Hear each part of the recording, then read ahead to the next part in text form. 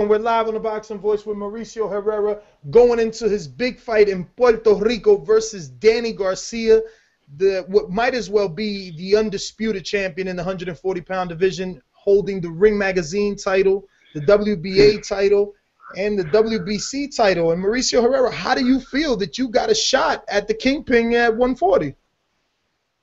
Oh, shoot, I feel blessed, you know. I mean, this is a great opportunity. I mean, this is what every fighter hopes to get to this point, you know, to fight for a world title. That's big. I mean, it's the whole wide world. You're going to be champion of the whole world. You get a shot at that, man. You got to go with everything. Absolutely. Now, you turned down $50,000 to re-sign with Goose, and instead you chose to take $30,000 and sign with Golden Boy. Of course, that decision had to be because you were getting a shot at Danny Garcia, correct? No, it was way less than that. It wasn't even with Goosen. It was with Thompson. Oh, damn, sorry. And it was way less money than that. I was getting peanuts. They were offering me peanuts over there with Thompson. And you know what? It was almost like everything was aligned perfect for me because I mean, our contract had ended with my old promoter, and you know we kept almost going after them. They giving us the runaround, and it wasn't until we were about to re-sign with them on a Wednesday, and it wasn't until Golden Boy got a hold of us. Well, they wanted us to sign with them Wednesday. They ended up saying come Friday, and it was Thursday night where Golden Boy gave us a call, and we told them we if you want to sign with us, give us a big fight, and we'll sign with you guys. They did it. They offered Danny Garcia, and we jumped on it. I mean, if we would have signed my promoter Wednesday, I would have never even had the chance to sign with Golden Boy. So everything kind of happened right the last minute. It almost seemed like the timing was perfect, and we're better than fight for a world title. So, are you saying that Golden Boy was never an option when your contract was up? Like your peoples weren't talking with Golden Boy; they just came out of nowhere and offered you this deal? Well, they knew my manager had called, made some calls, and then we always were talking with them, kind of like get out there that our contract's going to end, but they didn't pay us no attention. So what happened was when my contract ended with Thompson, Golden Boy sent a contract, which was about the same. It was the same contract that Thompson was sending us. It was the same amount of money, and we were just thinking, oh, okay, well then Golden would be a better option. But then you didn't hear anything back from Golden Boy, and we were calling them and nothing, and we figured maybe they didn't want to do any business anymore, and so we were almost leaning towards Thompson Promotions, which happened was when we said, we're going to sign with them, and we were already hearing the people telling us things, like, why did you guys do that? And I was already hearing that in my ear. And it wasn't until Golden Boy just happened to call Thursday. We were supposed to sign with Thompson Friday, so Golden Boy calls us Thursday night and intercepted that and didn't even know. They didn't even know we were going to sign already Friday with Thompson. So my manager called me and said they called us, and when I told them off for the big fight, they said Danny Garcia. We jumped on it and said, oh, yeah, we'll do that. And our promoters had no idea this was going on. They had one more. We were, for all they know, they're waiting for us Friday morning to sign. We signed with Golden Boy, and it changed my whole career. Now, my last question before I pass you to my co-host James Mayer. Once you got the deal, I mean, how could I phrase this? There's people out there that feel that Mauricio Herrera hadn't done enough to earn a shot at Danny Garcia right now. Can you convince us and your fans why you deserved it amongst the other people that are available? Because not everyone is available to fight Danny at 140 right now. Either they're tied up or they're with another promoter that doesn't work with Golden Boy. Yeah, that's the thing. Whether they're tied up or busy or whatever, I mean, I feel I deserve it. I mean, what more do I have to do? I mean, I thought I beat it all from the start of my career, but tough, stiff competition. I mean, look, and this is with my old promoter. I never had a break. I never had an easy opponent. for all anybody knows is all the fights I've had were all short notices. I had to just tough it out and take all these fights. You know, my old promoter would throw me in, you know, with these other promoters in their backyards or whatever. I mean, I fought a former champ, Mike Anchondo, with everybody thought I won that fight, the commentators. I mean, I should have won that one. I kept fighting undefeated, you know, undefeated fighters. I fought Tim Darvis, you know, and then I went on to fight Ruslan Provodnikov. I mean, I boxed him, I beat him, and I thought, you know, I thought for sure I'd have my doors were open. Didn't know. My promoter thrown me into Mike Dallas, who was a pretty good prospect. I mean, I beat him. Then they make me fight Alvarado, which I totally went in with straight bang with Alvarado, and I thought it was a closer fight than the judges had it. I mean, it was a pretty good fight. It was tough. After that, the game Mayfield, which I thought I won the fight. I mean, I feel Mayfield was a tough opponent, but was a little sloppy, a little not even out to fight. You know, more of it was just a spoiler. You know, and I thought you could see that either way. You could see me winning as well. So I figure I deserve a shot at a world title. You know, I mean, what more do you got? I got 2 wins after that, and I think I'm competitive. So I think I got a shot, and people who've seen my fights know that I got a shot at this to win. Hey, what's up, Mauricio? I just had a few good questions for you. It's a little bit confusing. I'm not really too sure how, I guess, the Puerto Rican fans are going to accept Danny. I know that they're going to accept him where they're going to cheer for him, and obviously they'll probably cheer most likely against you. But it's not like you're going in there with Cotto. So I guess I got a 2-part question. What are your expectations for the crowd? And do you typically, if you get booed, do you feel that can energize you in almost a positive way, or you feel like you're the underdog walking in? What are your general expectations altogether? Well, look, when we went to the press conference in Puerto Rico, you know, that was Danny's first time being in Puerto Rico as well. So, I mean, I don't know if you saw the press conference and what Danny's dad had to say, but, I mean, he was almost it seemed like he was begging the people to accept his son. And, you know, you must love him. You know, you guys accepted Camacho. He wasn't born here, and Cotto, and, you know, almost putting him up there to those heights. And I don't think the people are going to accept Danny just in one shot, in one fight, just jump on him. You know, he's never fought over there or anything. So I think both of us going in there, you know, the crowd's at the end of the day, you know, people talk Puerto Rico and Mexico, you know. My parents were born in Mexico. I wasn't born in Mexico. They're trying to make it a fight like that. You know, that's fine if you want to see Puerto Rico, Mexico, but I think more importantly, the fans are going to enjoy a great fight. And I think the crowd changes. The crowd pick its side. You know, like the bull and the matador. You know, they can go for the matador, and as soon as he starts getting, you know, when the bull starts attacking him, they'll root for the bull. You know, I think the crowd will switch and flip flop either way. You know, being that they don't know Danny as much. You know. Yeah, I hear you. So and then also I guess I'll kind of take it back because obviously the biggest name on your win at the time wasn't much with Provodnikov, but now it's kind of blossomed into quite the victory, where obviously he won the Fight of the Year this year. So I just kind of, when you look back on that fight and you kind of think of his punching power and you kind of think of how you were in that fight and you kind of jump years later, 2 or 3 years later, and you see how he is now, is that the fight that you look back for, that you kind of just like, you know, that's your defining win? And what do you think that you've learned from that fight specifically that you think you're going to be able to walk in with Danny Garcia? I mean, obviously if you can handle Ruslan's power, there's a good chance you're obviously going to be able to handle Garcia's power. Yeah, when we fought Provodnikov, I mean, and we got that win. That's one thing why we left our promoter as well. I mean, we didn't get the right promotion. They never advertised me. I mean, nobody even cared or knew about that fight when I won. I mean, it just didn't get no credit, you know.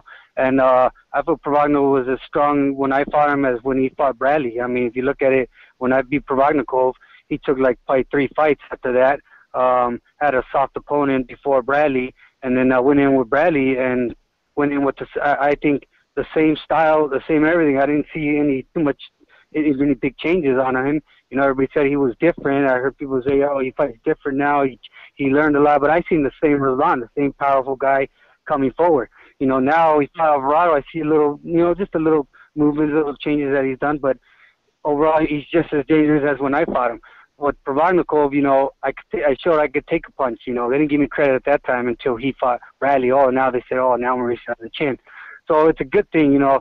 Now they see that I have a great chin. I'd never been knocked out in my career, been hurt, And I think with that fight with Provodnikov, I fought him with a closed eye. I mean, from round 3, and I pulled it out. I learned a lot from all the fights after that. You know, some fights were ugly and dirty. Some fights like with Alvarado were brawling. And now I learned, you know, I got to adjust in there. I got to do different things.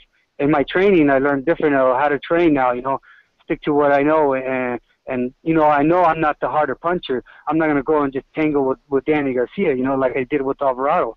That would just be stupid. I'm not going to go. I know he hits harder. So I got to outsmart him. I got to put all that in my training and fight the smartest fight of my career. All right, thanks a lot, brother. I'm going to pass you over to my other co-host, Beeb, right now. Beeb, you there? Yes. Mauricio, you talked about how they're trying to make this into a Mexico versus Puerto Rican thing. But do you think of it like that? I mean, can you take that type of theme and use that to motivate yourself in this fight? Do you think this could be a little bit about nationalism, Puerto Rico versus Mexico? Yeah, I could if you know, if I start hearing it more and I start seeing it around, and people do, you know, have hit me up about that, and I've seen it, and it does pump me up. Everything about this fight and anything anybody says about it's all going to help me. It's all going to motivate me. Whether it's a trash talk, whether it's good talk, you know, everything's just going on in my head, and it's just making me train harder for anything, whether it's good or bad. I got to just remember that nothing else matters but right now with me and Danny and going for fighting for the championship of the world. So everything will motivate me. That will motivate me too. So I'm going there 100%. Now you talked about, you know, early in your career, and even up until this point, you've had a hard time getting the fights that you wanted, the big fights that you wanted, even though you did have that big win over Provodnikov. After that, it didn't seem like your phone was ringing, except for maybe Alvarado. Those two names, other than that, the phone hasn't been ringing for you. Why do you think you got this call? Why do I think I got this call for Danny? Why do you think they chose you? Why do you think Danny chose you? I think Danny's underestimating me. I think he thinks I'm a good, solid opponent, and it's going to get him some rounds. And I ain't going to do much. He's going to beat me easy, but I'll be there just, you know, taking all the punishment. I got a good chin, but he's just going to outwork me and maybe even knock me out. He could think all that. I'm sure at the press conference, he didn't care about me. He didn't look at me. He's not worried about me. He's training right now. I'm not in his mind. I didn't trash talk. For all he knows, I don't exist. So maybe that'll be bad on his end. He'd be training right now, not even thinking about me. I'm not even in his mind. Who knows? Maybe that can turn against him. But whatever it is, I'm going to do my thing, and I know what I can do, and I'm going to go in there confident. I'm going to go in confident, and I'm taking this seriously because this is a one-shot thing. So that's how I'm going in this fight. That's my mentality.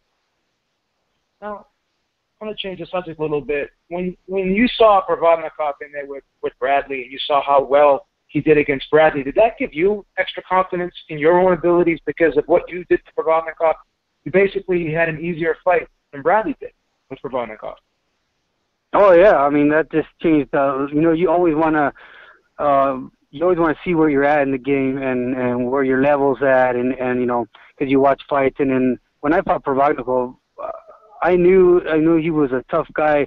And after, you know, we won that fight, I felt, you know what, they wanted a rematch, and that was spreading around, but we didn't get paid anything for that fight. He said they wanted a rematch, and I told my manager, why are we going to get a rematch? We're not going to get paid anything. It doesn't make sense. I told my manager, why not? We both talked about it. This guy is tough. I said, I guarantee you this guy will be a world champion. I said, wouldn't it be better if we just wait, let him fight any of these top guys, and I bet you he'll beat them. He will beat them, and he'll become a world champion.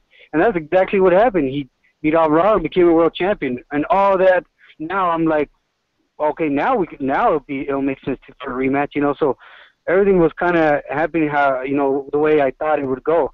And it was perfect because it was a confidence booster. I saw how Bradley had trouble with him, and then with Alvarado, I called it. I said I thought Brazan was going to go right through him because I just believe he's just that strong, you know.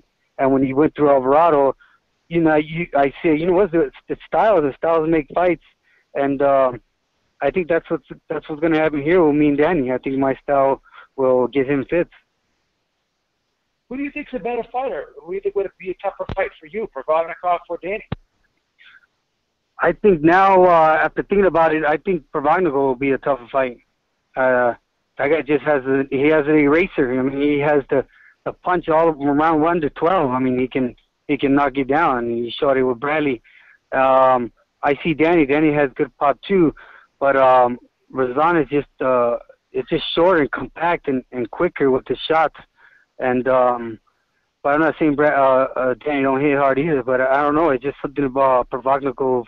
Just the way he fights, he's just hungry. You can see it, and that would be a even tougher fight, I think, than Danny. But none of that's me. Danny, I'm training just as hard as if I would fight Provodnikov again. Now, we know Angel Garcia, Danny's trainer, loves to get under fighters' skin. I only saw one press conference so far, but has he done anything to try to get under your skin? Has he said anything to the press that upsets you yet? Do you feel like the mind games are going to be played with you as well, just like other Danny's opponents were? No, I don't think. I mean, I don't think so. The day we went to Puerto Rico, it wasn't more or less him talking smack or talking down on, saying shit to my face or anything. It was just mainly, he was almost like not focused on me. It was like he was almost focused on Puerto Rico and having them accept his son and begging them. That's what I saw at the press conference. He almost just said a couple things like, oh, he's beat a Russian, he's beat a Mexican, he's been, but he's never, beat a Puerto Rican in Puerto Rico, but that was all he really said. I don't think he knows me too much. I don't think he cares to know. I don't think he sees me as a threat. That's what I got out of that press conference, because he really didn't say anything towards me. So he was more just focused on Puerto Rico. So my only tally is maybe that's all they're focused on. Maybe I'm not a threat to them.